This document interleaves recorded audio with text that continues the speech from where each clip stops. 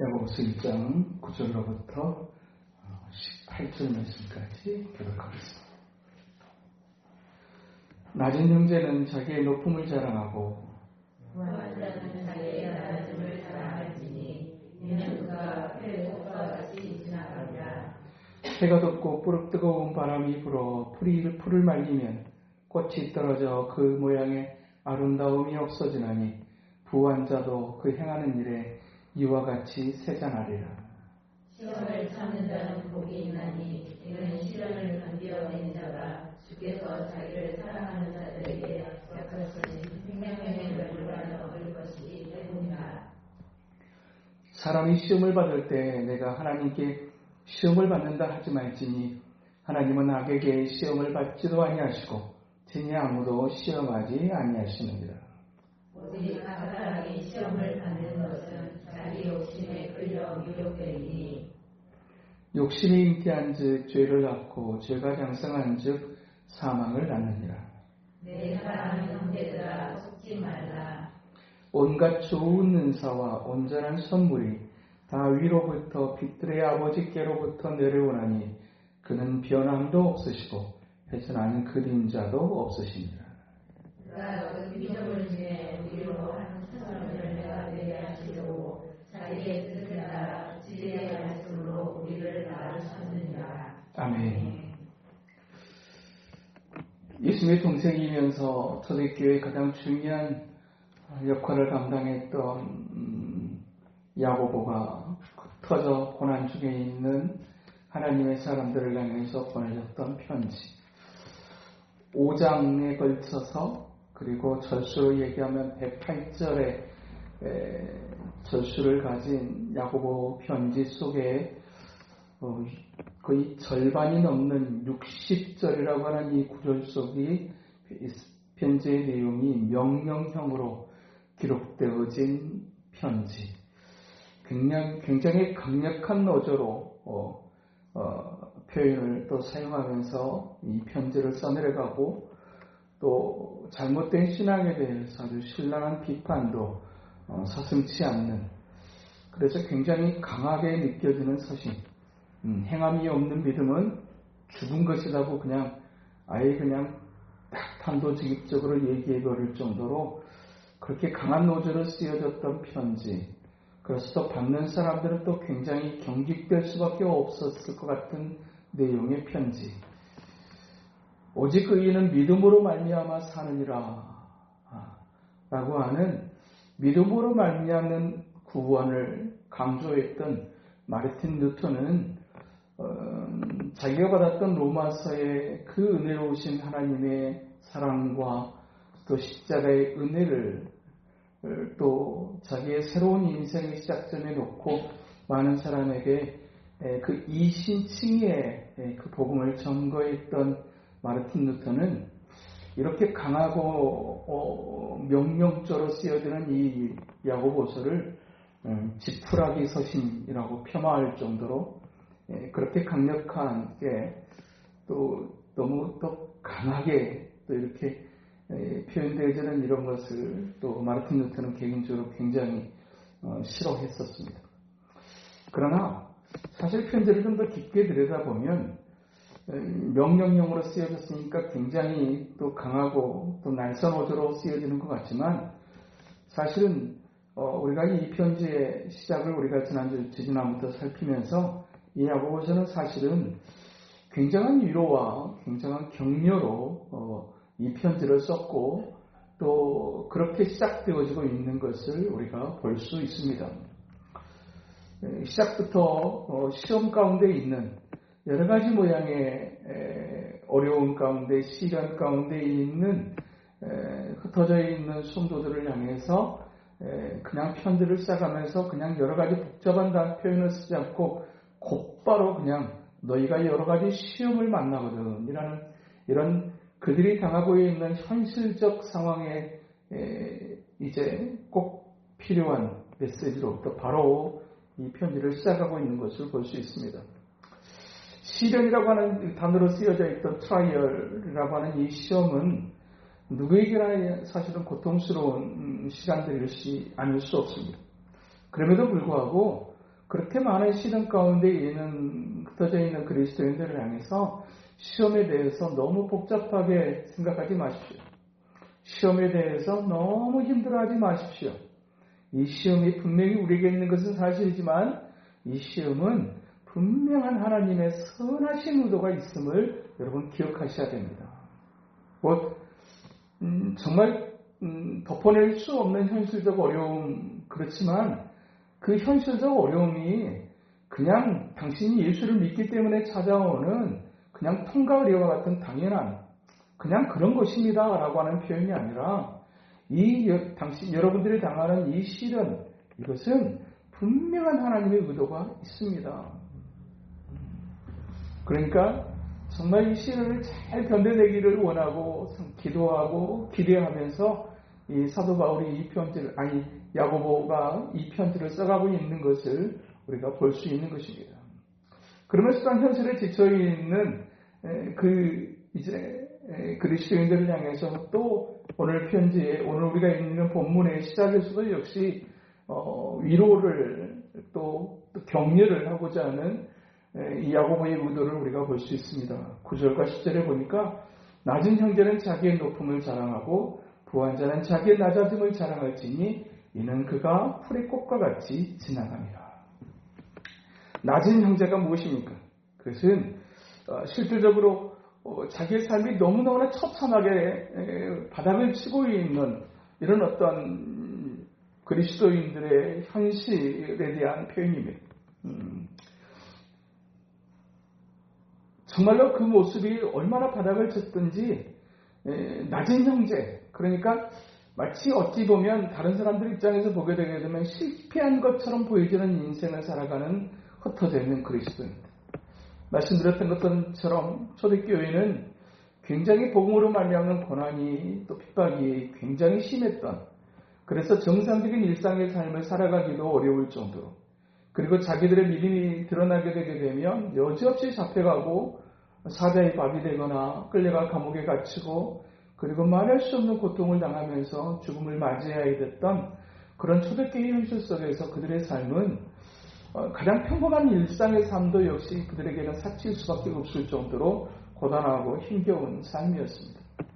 그런 삶 속에서 그런 낮은 어떤 그런 실패한 것처럼 보여지는 세상의 사람들이 성공, 승리를 얘기하지만 정말 근근히 생명을 부지하고 그저 다만 하나 이 예수 그리스도의 십자가의 복음으로 말미암는 그 영원한 생명의 나라를 바라보는 것 외에는 세상에서 그 어떤 소망도 가질 수 없었던, 물질적인 측면에서도 역시 실패한 것 같고 또 사회적인 어떤 그런 생활에 있어서도 실패한 것 같고 관계적인 측면에서도 더 이상의 어떤 그런 풍성한 교제를 기대할 수 없을 정도로 쫓겨다니던 그들의 삶의 모습은 낮은 형제라고 하는 표현으로 오늘 본문에서는 나타나고 있습니다.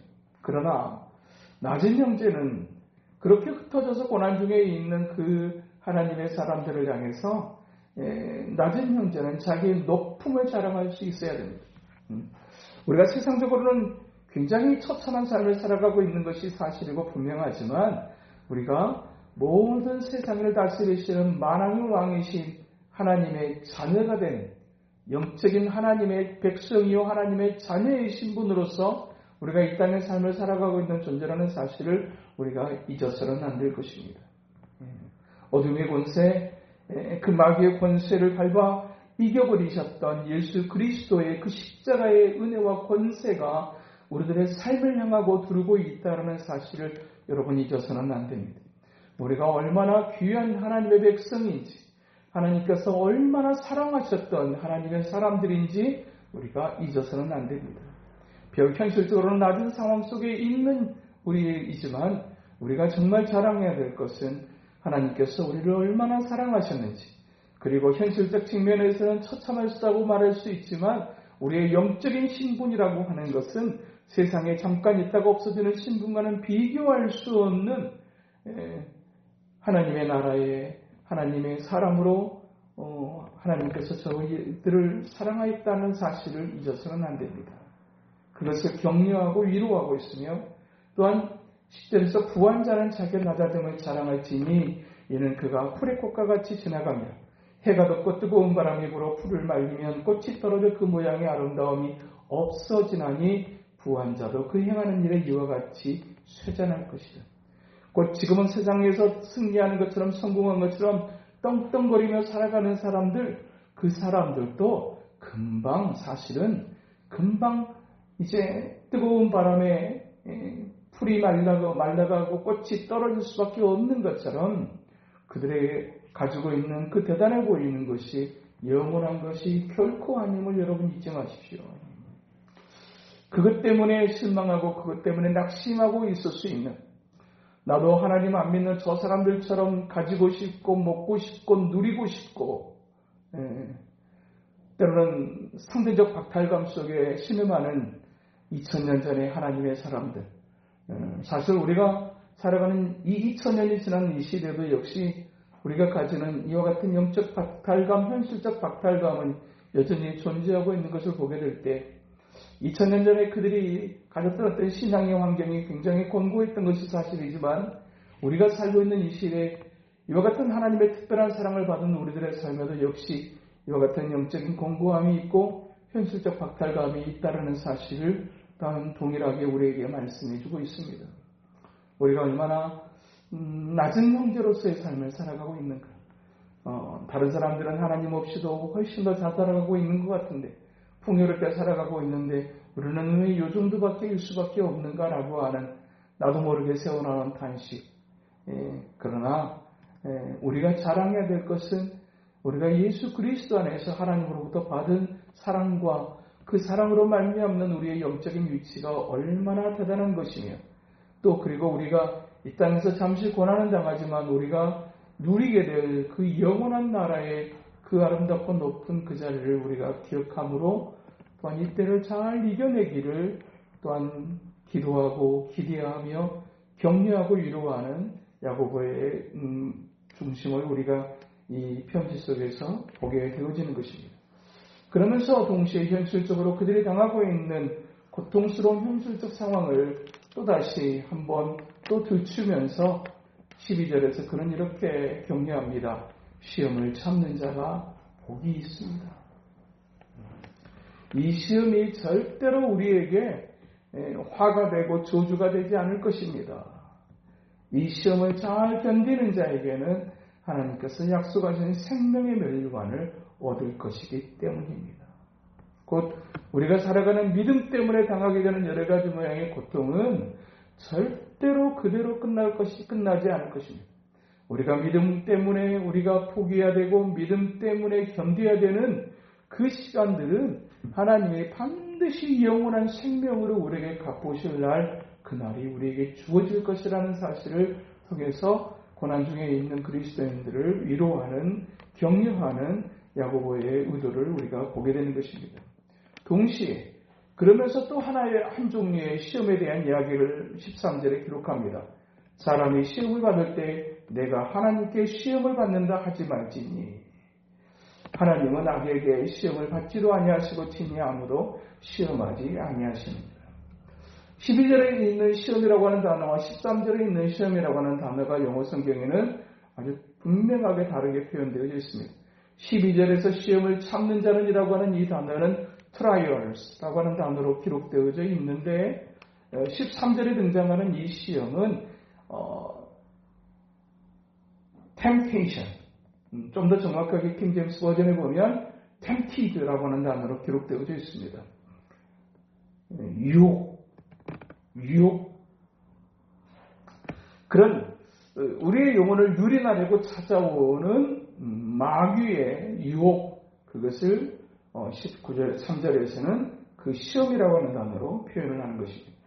그러니까 우리에게 찾아오는 여러 가지 모양의 시험에 대해서 12절의 시험과 13절의 시험에 대한 우리의 분별력이 있어야 될 것을 오늘 우리에게 말씀하고 있습니다. 시험을 참는 자는 복이 있습니다. 이는 시련을 견디는 자가 라고 하는 이 표현 속에서 12절에 등장하는 이 트라이얼의 이 시험은 환경적 상황을 통해서 우리에게 다가오는 시험을 의미합니다. 우리에게 처해 있는 환경이, 우리가 처해 있는 상황이 정말 나를 고통스럽게 만드는 시련의 그 시험을 12절에서 이야기한다면 13절에서는 사람이 시험을 받을 때, 사람이 유혹을 받을 때 내가 하나님께 유혹을 받는다 하지 말지니 하나님은 악에게 유혹을 받지도 아니하시고 친히 아무도 유혹하지 아니하시느니라. 시험이라고 하는 단어는 똑같이 등장하지만 내용은 전혀 다른, 하나는 하나님께로부터 오고 하나는 마귀로부터 오는 유혹을 그렇게 표현해 주고 있습니다. 중요한 것은 하나님께로부터 오는 시험이든지 마귀로부터 오는 유혹이든지 이것에 대해서 잘못된 해석을 하고 잘못된 반응을 보게 된다고 하게 되면 둘 다 치명적인 어려운 상황 속으로 놓여지게 될 것입니다. 하나님께로부터 오는 이 시험을 우리가 잘못 해석하게 되면, 우리가 쉬운 표현으로 하나님이 사랑하신다면 어떻게 이룰 수가 있는가? 하나님이 진짜로 나를 사랑하신다면 내게 이런 일은 일어나서는 안 되는 거 아닌가라고 하는, 우리의 신앙의 근본적인 회의와 의심을 갖게 하는 이와 같은 잘못된 해석은 또한 우리를 더 어려운 심각한 자리로 몰아가게 될 것입니다.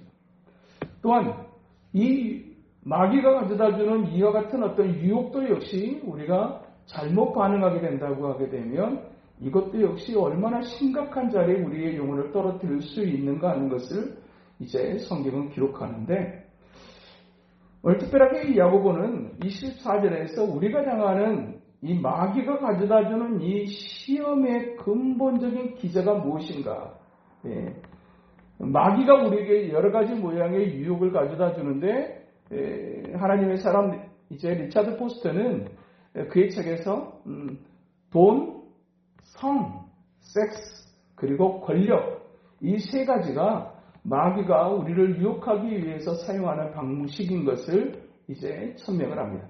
그런데 사실 돈이라고 하는 것이, 성이라고 하는 것이, 권력이라고 하는 것이 본질적으로 악한 것인가? 사실은 그것은 중립적 경향을 갖는 것입니다. 그 돈이라고 하는 것이 무조건 나쁜 것입니까? 절대로 그렇지 않습니다. 하나님께서 우리에게 또 우리를 통해서 하나님의 어떤 거룩한 역사를 누리시기에 때로는 하나님께서 우리에게 어떤 사람에게는 물질의 복을 주셔서 그 물질을 통해서 영혼을 구원하는 일에, 하나님의 나라를 세워가는 일에 또 중요한 역할을 감당하도록 하시고요. 또 우리에게 성이라고 하는 것이 정말로 악하게 이제 쓰여지는 그런 우리가 시대를 살고 있지만, 성이라고 하는 것의 본질은 하나님이 창조하신 것이고, 성의 본질은 굉장히 또 하나님 앞에서의 관계를, 또 특별하게 부부관계를 더욱더 아름답게 하고 생명의 역사를 이루게 하는 거룩한 도구로서 하나님께서 주시는 축복이요 선물이라고 말할 수 있는 것, 그것이 성입니다. 권력이라고 하는 것도 역시 어지러울 수밖에 없는 세상을 규모 있게, 그리고 더 지혜롭게, 더 훨씬 더 이제 제대로 된 어떤 그런 공동체를 세워가기 위해 하나님은 사람들에게 때로는 권력과 권세라고 하는 것을 주십니다. 이것이 잘못 사용되어짐으로 말미암아서 이상한 권력, 이상한 권세로 전락하게 되어져 있지만, 사실은 그것은 지극히 중립적인 경향을 가지고 있어요. 그런데 이제 이것을 통해서 이제 우리가 유혹을 받고 또 미혹에 빠지게 되고 또 하나님의 기뻐할 수 없는 자리에 떨어지게 되는 그런 우리가 사람의 모습들을 보게 되는데, 이와 같은 어떤 이제 마귀가 가져다 주는 시험의 가장 이제 접촉점이 어딘가에 대해서 오늘 본문 14절에서는 오직 각 사람이 시험을 받는 것은 자기 욕심에 끌려 미혹되기 때문이라고 말합니다. 왜 그와 같은 유혹에 빠지게 되어지느냐? 돈의 문제가 있어서가 아니고, 성의 문제가 있어서가 아니고, 권력의 문제가 있어서가 아니라 그 중립적 경향을 가지는 돈이나 성이나 권력에 대한 그 사람 안에 있는, 각 사람 안에 있는 타락한 욕망, 여기서 욕심이라고 하는 단어가 이제 악한 욕망이라는 단어로 번역될 수 있습니다. 사람의 마음 속에 있는 악한 욕망이 결국은 그것이 더 심각한 것으로 또 영혼을 타락하게 하고 또 이제 미혹하게 만드는 그와 같은 이제 모습으로 초래하게 된다는 사실. 그래서 우리가 또 이 땅의 삶을 살아가면서 우리 안에 일어나는 여러 가지 생각들을 잘 분별해야 될 필요가 있음을 오늘 우리가 말씀합니다. 하나님이 주시는 거룩한 욕심인지 아니면 하나님의 뜻과 상관없는 자기 욕망인지 어떤 일에 관한 것이든지 그것이 동전의 양면처럼 하나님의 기뻐하시는 것이 될 수도 있고 하나님의 기뻐하실 수 없는 것이 될 수도 있다는 사실을 우리가 특별하게 세상에 가장 사람들이 중요하게 생각하는 돈과 성과 권력이라고 하는 걸 통해서 우리가 보듯이 우리가 하나님 앞에서 나름대로의 열심히 있는 에너제틱한 삶을 살아간다고 하지만 그것이 무엇을 향한 열심이고 그리고 어디를 향하는 열심이냐에 따라서 그 열심이 하나님을 기쁘시고 영화롭게 할 수도 있지만 또 반대로 잘못된 욕심은 또한 자기를 기쁘게 하고 자기의 이제 정욕을 만족해 하는 데 쓰여질 수 있는 그런 이제 모습으로 전락할 수 있다는 측면에서 가장 근본적으로는 그것이 무엇으로 말미암아서 그 욕심이 죄가 되고 죄가 또 사망에 이르게 되는지를 14절에서는 자기 욕심에 끌려 미혹되기 때문이라고 그렇게 말씀하고 있는 것입니다. 우리 안에 일어나는 생각들을 잘 분별하는 지혜가 필요하다라는 것을 오늘 우리에게 말씀합니다. 그리고 우리가 이와 같은 이제 끊임없이 우리 안에 있는 내면의 생각들을 잘 들여다봐야 되는 이유, 이 악한 욕망은 하나님의 기뻐하실 수 없는 열심은 하나님의 기뻐하실 수 없는 이것들은 반드시 그대로 있지 않고 죄로 이어지게 되기 때문이라고 말씀합니다. 그 악한 욕망을 통해서 낳은 죄는 또 보니까 오늘 본문의 점층법 이제 수사법으로 시행되어 있는 이 모습, 그 사람 안에 있는 욕심이 죄가 되어지고 죄가 사망에 이르게 된다라고 말합니다. 이 사망의 상태는 그 사람의 죽음의 상태를 이야기하기도 하지만 이 사망에 또한 또 다른 표현 의미가 있다면 이것은 돌이킬 수 없는 상태를 이야기하는 것입니다. 우리 안에 있는 생각들이 하나님의 기뻐하시는 것인가 아닌가를 늘 살피는 이 시간들을 우리가 갖는 것이 왜 중요하고 얼마나 중요한지, 똑같은 광야를 지나가면서 모든 사람이 다 가나안에 들어가는 축복을 받는 것이 아닌 것을 우리는 출애굽의 역사를 통해서도 보았습니다. 똑같은 상황인데도 불구하고 어떤 사람은 그 고통스러운 시간들을 통해서 오히려 하나님 앞에 인정받는 그와 같은 복된 자리에, 그리고 하나님 앞에 인정받아서 더 아름다운 역할을 감당하는 영적 영향력 있는 삶을 이제 살아가게 된 그와 같은 하나님의 사람들이 있는가 하면 오히려 똑같은 상황 속에서 하나님 앞에서 원망하고 또 하나님 앞에서 그렇게 주저앉아서 정말 꿈에도 그리던 그 가나안 땅에 들어가지 못했던 사람들의 이야기를 출애굽기는 기록해주고 있어요. 상황은 똑같은데 반응이 어떻게 되느냐, 상황은 똑같은데 해석이 어떻게 되어지느냐. 특별하게 출애굽한 이스라엘 백성들이 그 똑같은 상황을 겪게 되면서 하나님의 기뻐하실 수 없어 그들이 소원하는 그 가나안에 들어가지 못했던 가장 근본적인 그들의 모습 가운데 하나를 계속해서 반복적으로 기록해주고 있는데 그 단어는 원망이라고 하는 단어입니다. 그리고 불평이라고 하는 단어입니다. 한때는 출애굽의 역사를 하나님께서 모세를 통해서 10가지 재앙을 통해서 출애굽의 역사를 이루고 또 홍해를 통해서 이제 하나님의 살아계심을 드러내십니다. 그 홍해를 길을 건너고 난 다음에 3일 동안 마실물이 없어 헤매다가 마라라고 하는 지역에서 물을 만나게 되는데 그 마라에서 먹었던 물이 쓴물이어서 그 쓴물로 말미암아서 그들이 더 갈증이 더해지게 되게 될 때 그들이 하나님 앞에 원망했다라고 그렇게 기록합니다. 그렇게 원망하는 자리로 순식간에 떨어질 수 있어요. 그래서 어떤 그 책에 보니까 그런 표현을 써요. 사람은 많아도 힘들고 없어도 힘들고, 홍해는 사실은 자기들이 가고자 하는 길을 가로막고 있는 많은 물 때문에 고통당했던 시간이었다면, 그 많은 물 때문에 저 물만 없으면 우리가 갈 텐데라고 고민에 빠지게 했던 그 홍해. 그런데 또 참이 그 상황 속에서 하나님께서 기적같이 그 물을 말리시고 역사하시고 난 다음에 그들은 이제 하나님 앞에 춤을 추며 그 홍해를 건넙니다. 그리고 난 다음에 딱 3일 동안 물이 없자 그들은 그 물 때문에 또 원망하고 있는 것을 또 보게 되는 것입니다. 하나는 많은 물, 하나는 적은 아니 없는 물.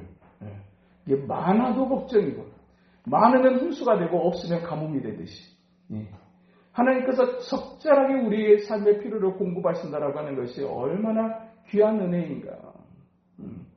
하나님께서 어떤 수위를 조절해 가시면서 우리들의 삶을 주관해 간다라는 사실이 또 얼마나 감사할 일인가 하는 것을 우리가 보게 됩니다.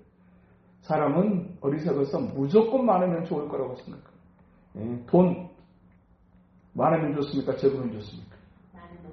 많으면 좋다고 합니다. 그런데 어떤 사람은 그 돈 때문에 망하는 경우도 있습니다. 돈에 깔려서 영혼을 잃어버리게 되고 영혼을 상하게 하고 또 그 돈 때문에 차라리 없었다고 하면 더 좋았을 것이라고 하는 인생들이 또한 적지 않게 있는 이 땅의 모습. 그런 어떤 여러 가지 모양의 자기 욕심에 이끌리게 되는 그것을 우리가 잘 분별할 수 있어야 된다. 그렇지 않게 되게 되면 우리 안에 악한 욕망은 계속해서 또 다른 모습으로 커져가고 이제는 나중에는 돌이킬 수 없는 상태로까지 전락하게 될 것을 우리에게 경고하고 계십니다. 그래서 내 안에 있는 생각들이 하나님이 기뻐하시는 것인지 아니면 또 기뻐하실 수 없는 것인지를 잘 분별할 수 있어야 될 것을 오늘에게 말씀하고 있는 것입니다. 그러면서 우리가 해야 될 한 가지, 그것은 힘들 때, 시련 가운데 있을 때, 때로는 유혹 가운데 있을 때, 그래서 우리의 마음속에 자꾸만 원망과 불평이 찾아오려고 하게 될 때 우리가 해야 될 일 한 가지를 오늘 성경 말씀하시는데 그것은 하나님의 선하심을 묵상할 수 있어야 된다라고 말씀하십니다.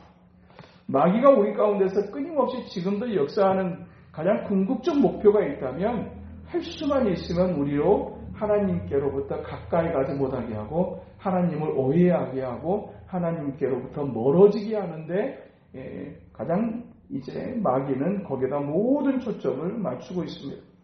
하나님의 선하심에 대한 이미지를 계속해서 흐트러뜨리는 일, 이것이 마귀의 궁극적 목적이라고 하는 사실입니다.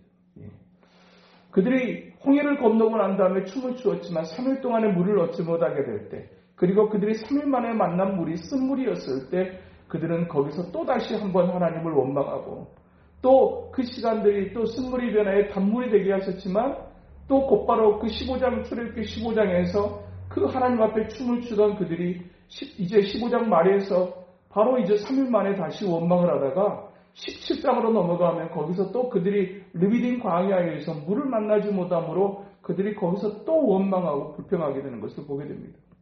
현실적 상황의 어려움을 홍해를 경험했던 하나님의 사람들이라도 끊임없이 자꾸만 하나님에 대한 이미지가 자꾸만 흐려지고 원망의 대상이 되고 불평의 대상이 되어지고 있는 출애굽한 이스라엘 백성들의 모습은 출애굽기에서 기록해주고 있는 것입니다. 우리들의 신앙의 일정 속에서도 우리가 힘겨운 상황 속에 놓이게 되게 될 때 우리가 어디를 향하고 있는가라고 하는 것을 보게 되면 사실은 우리 안에 잘못된 해석, 잘못된 반응으로 말미암아서 그 원망과 불평은 사실은 하나님을 궁극적으로 향하고 있다라고 하는 사실을 우리가 보게 되는 것입니다. 이것이 우리의 영적 실체라고 하는 사실을 다시 한번 확인시키고 드러내면서 우리가 해야 될 일이 무엇인가? 선하신 하나님을 묵상할 수 있어야 된다. 그 하나님은 어떤 분이신가를 그래서 17절에서는 이렇게 기록합니다. 온갖 좋은 은사와 온전한 선물이 다 위로부터 빛들의 아버지께로부터 내려오나니 그는 변함도 없으시고 회전하는 그림자도 없으시니라. 하나님께서 우리에게 주시는 것은 어떤 것인가? 온갖 좋은 은사와 온전한 선물. 하나님께서 우리에게 주고자 하시는 것의 모습을 이렇게 표현하고 있어요. 우리가 받은 것 가운데 하나님의 은혜로 받지 않는 것이 받지 않는 것이 무엇이냐라는 얘기입니다. 우리가 스스로 노력했다고 하지만 사실은 그것의 실체도 역시 하나님의 은혜였고 우리가 가지고 있는 여러 가지 모양의 것들 그것도 역시 하나님의 선물이었다. 은사라고 하는 단어와 선물이라고 하는 단어를 이제 원어의 성경에서는 거의 동일하게 사용하고 있어요. 그러니까 계속 강조하고자 하는 것이죠. 하나님이 주신 선한 것, 그것에 대한 우리의 이해와 우리의 묵상이 필요하다는 얘기입니다. 지금까지 우리의 신앙생활, 우리의 삶을 뒤돌아보면서 정말로 우리가 스스로 어려움을 자초했던 순간들, 그러나 그 자초한 어려움 속에 우리가 빠져 있을 때 하나님께서 우리에게 어떤 은혜를 베푸셨고 어떻게 우리를 도우셨고 어떻게 우리를 건져내셨는지에 대한 지나온 시간들 속에서 베푸신 하나님의 은혜를 깊이 묵상하는 우리들의 삶이 되어야 될 줄로 믿습니다.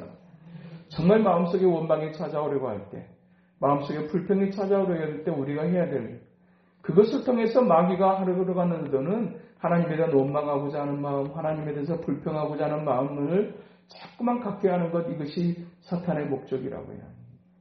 그것에 대해서 이 야고보는 오늘 보면 16절에 내 사랑하는 형제들아 속지 마라.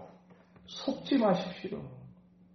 그러니까 똑같은 어떤 그런 환경과 상황 속에 2000년 전에 하나님의 사람들이나 그렇게 놀라운 은혜를 경험했던 2000년 전에 초대교회 하나님의 사람들이나 2000년이 지난 우리의 이 시대에 살고 있는 하나님의 사람들이나 상황은 다르고 시대는 다를지 모르지만 고난과 시련이라고 하는 측면에서는 동일하게 그 과정을 거쳐가고 있고 그 과정 속에서 끊임없이 영적인 마귀는 우리를 하나님으로부터 떨어뜨리려고 하고 하나님을 기쁘시게 하지 못하는 모습으로 반응하고 해석하려고 하는 시도를 지금도 끊임없이 2000년 전이나 지금이나 계속해서 하고 있고 그와 같은 상황 속에서 우리가 잘 분별하는 일이 얼마나 중요한지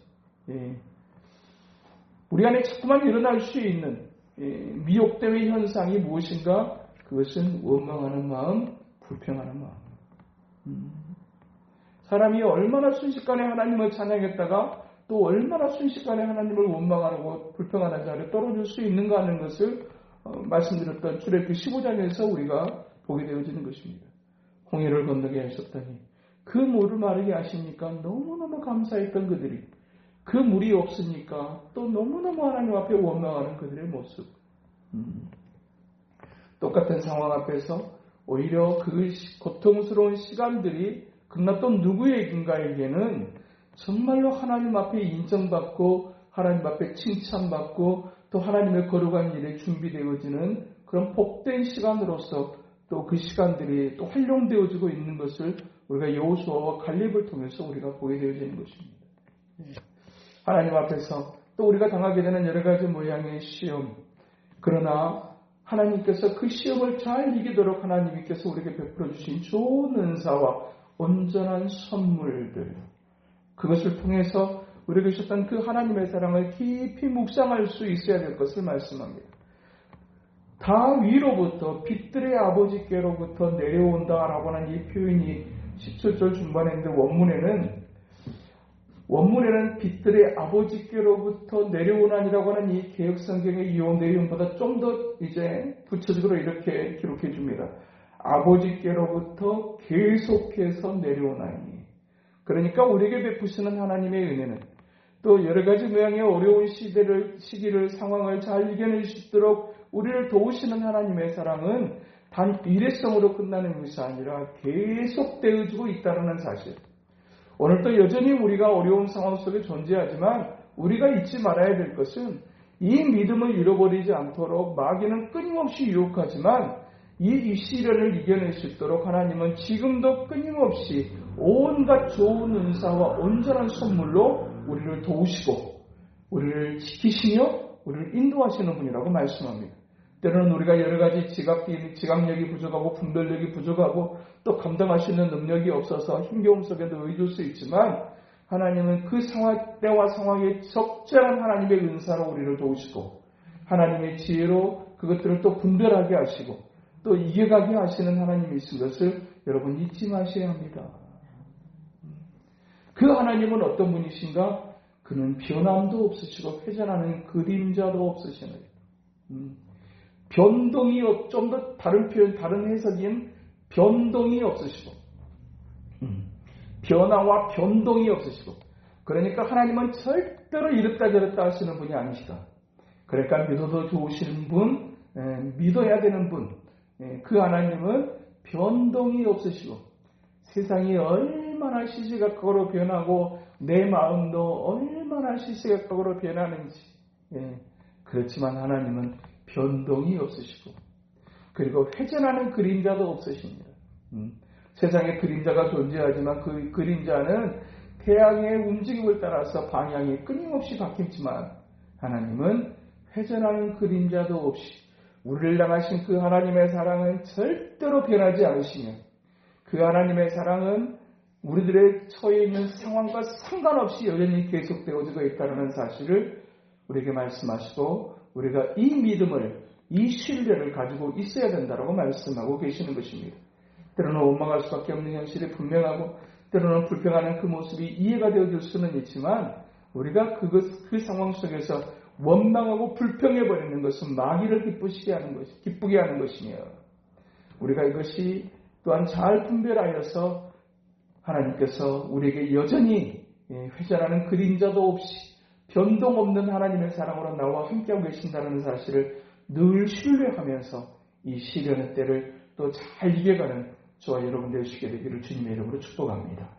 거룩하신 하나님 아버지, 그렇게 뜨겁고 놀라운 은혜를 경험했던 2000년 전에 그 초대교회 성도들에게도 그 받았던 뜨거운 은혜만큼이나 혹독한 시련이 그들의 삶에 있었음을 우리에게 말씀하시고 또 우리가 살아가는 이 시대에 하나님의 사랑, 그 하나님의 은혜들을 경험하게 하시지만 동시에 우리가 또한 감당해야 되는 현실적 시련은 또 상상할 수 없는 어려움인 것을 또한 우리가 또한 함께 고백할 수밖에 없지만 2000년 전에도 2000년이 지난 지금에도 여전히 그 하나님은 선하시며 신실하시며 그 하나님은 절대로 변하시는 법이 없이 우리를 향한 그 사랑을 지금도 계속하고 있다고 말씀하시고 우리가 그 선하신 하나님을 온전히 신뢰하는 것, 그것이 시련을 이겨내는 가장 중요한 우리의 모습이어야 되는 것을 오늘들에게 말씀하신 아버지 하나님, 오늘도